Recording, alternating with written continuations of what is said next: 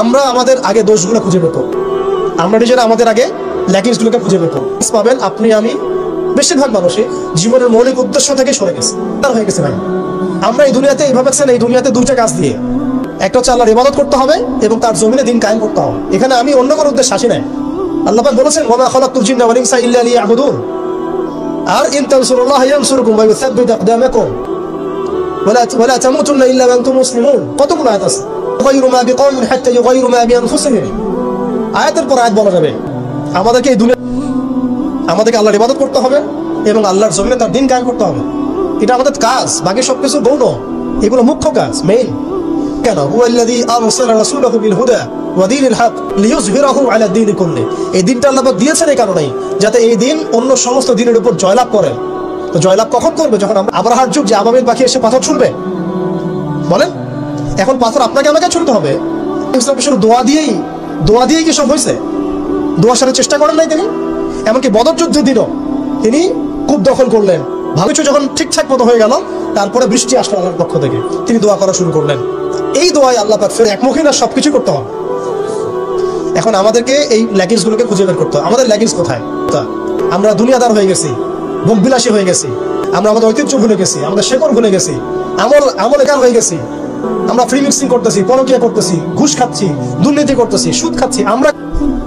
আমাদের ল্যাকিংস গুলোকে আমাদেরকে দূর করতে হবে। ইলমের ঘাটতি হচ্ছে, আমলের ঘাটতি হচ্ছে, নাই পড়াশোনা নাই। কি করতেছি ভাই আমরা? আসলে কি জন্য আসছে আর কি করতেছি? ভবিষ্যৎটা হচ্ছে এই যে ইনশাআল্লাহ এই দিন বিজয় লাভ করবেই। আজকার কাল হোক, আল্লাহ পাক এমন যে এমন ইমারা এমন আল্লাহর শেখ পর্যন্ত যায়, এটা লেখা হয়ে গেছে। ইমামুল মাহদী আসবেন লেখা হয়ে গেছে। এমন একটা সমাজ ব্যবস্থা আমরা দেখেছি 1400 বছরটা শব্দে আইডেন্টিফাই করে আইয়ামে জাহিলি। এক কথায় আইয়ামে জাহিলি, অন্ধকারের যুগ, দ্য এজ অফ ডার্কনেস, অন্ধকারের যুগ।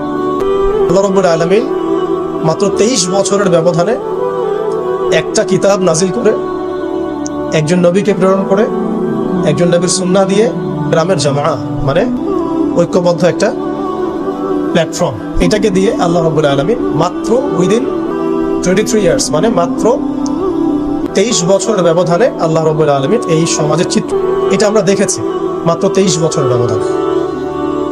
তো সিরাতটা যদি আপনাদের পড়া থাকে তাহলে আপনারা বুঝতে পারবেন যে কিভাবে এই গ্রাফটা পড়া নাই তাদের বুঝতে একটু অসুবিধা হতে পারে। এই কারণে আমি আপনাদেরকে পরামর্শ দিই, যেভাবে আপনারা কোরআন শেখেন, যেভাবে হাদিসকে গুরুত্ব দিয়ে পড়েন, ঠিক সেইভাবেই নবী মুহাম্মদ সাল্লাল্লাহু আলাইহি ওয়াসাল্লামের পবিত্র জীবনীটাকে শুরু থেকে শেষ পর্যন্ত পড়ে শেষ করতে হবে। তিনি সমাজ সংস্কার করেছেন, না হলে বুঝতে পারবেন না। কোরআনের একটা আয়াত থেকে আপনি নিজে নিজে একটা দলিল তো বের করতে পারবেন না।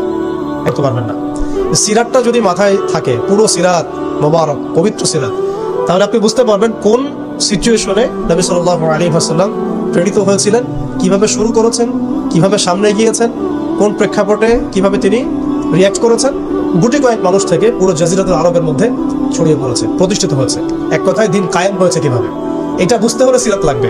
তাহলে প্রথমে নবী সাল্লাল্লাহু আলাইহি ওয়াসাল্লাম ওহী প্রাপ্ত হয়েছেন, সেই ওহীটা হচ্ছে কোরআন এবং হাদিস এবং সুন্নাহ, এবং সেই ওহী দিয়ে তিনি দাওয়াতের কাজ শুরু করেছেন। তিনি মানুষের দরজায় দরজায় যাওয়া শুরু করেছেন, পরিশ্রম করে তিনি দাওয়াতের মেহনত অব্যাহত রেখেছেন।